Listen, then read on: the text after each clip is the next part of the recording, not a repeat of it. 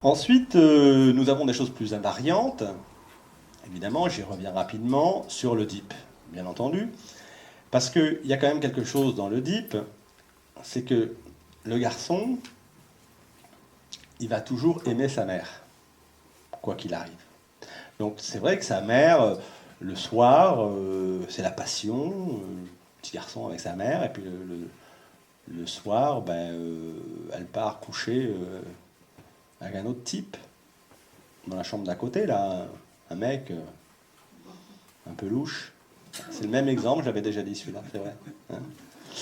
Bon, le père, quoi, par exemple, ou même pas le père, voilà, mais c'est quand même raide. C'est quand même raide. C'est la passion et tout. Et puis, mais où elle va la nuit? Pourquoi elle ne reste pas avec son fils adoré? Et il y a quelque chose aussi, c'est que, donc par rapport à cette trahison, on peut le prendre comme ça, hein, c'est quand même quelque chose, il faut se l'encaisser, hein, c'est-à-dire c'est la passion, mais elle part ailleurs. Mais par rapport à la fille, elle, c'est la passion, au départ pareil, hein, mais la fille, elle se retourne et elle dit, mais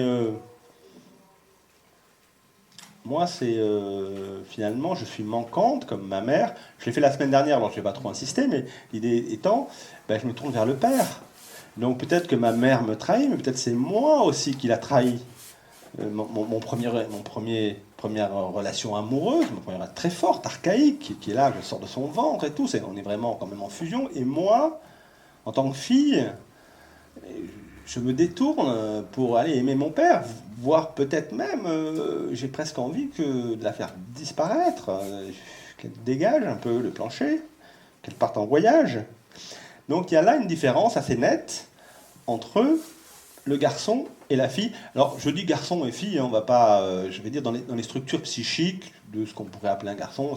Voilà, parce qu'il y a des filles qui sont comme ça, il y a des garçons comme ça.